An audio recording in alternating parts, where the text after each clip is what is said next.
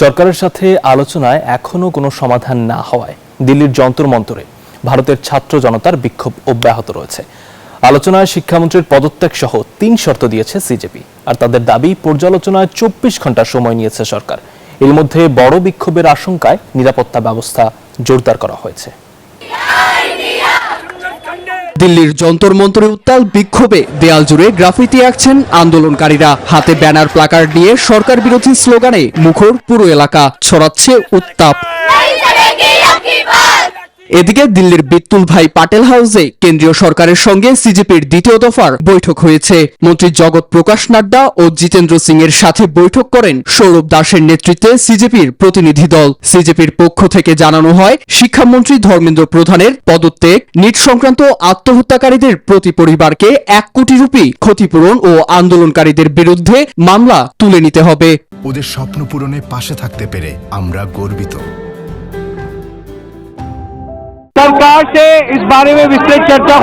শিক্ষামন্ত্রীর পদত্যাগের দাবিতে সরকারের সঙ্গে বিস্তারিত আলোচনা করেছি।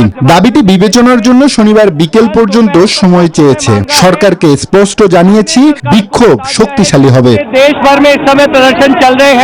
শিক্ষার্থীদের 3 দফা দাবি পর্যালোচনায় সরকার 24 ঘন্টার সময় চেয়েছে। তাদের 3টি প্রধান দাবি ও পরীক্ষা সংক্রান্ত 5টি সংস্কার প্রস্তাব ছিল। আগামীকাল বিকেলে তাদের সাথে আবার সরকারের মতামত নিয়ে আলোচনা হবে।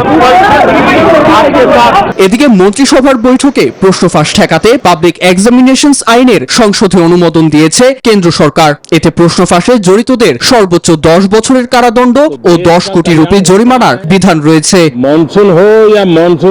তবে এতেও তুষ্ট নয় দমনপীড়নের শিকার শিক্ষার্থীরা। দিল্লির পাশাপাশি নতুন করে হায়দ্রাবাদ, বিহার, কলকাতায় বিক্ষোভ মিছিল করছেন তারা।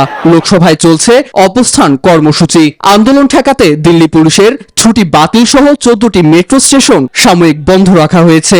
এমনকি দিল্লি বিশ্ববিদ্যালয় ও জওহরলাল নেহেরু বিশ্ববিদ্যালয় শিক্ষার্থীদের বিক্ষোভ থেকে বিরত থাকার নির্দেশ দিয়েছে। নীরব দাস, নিউজ 24।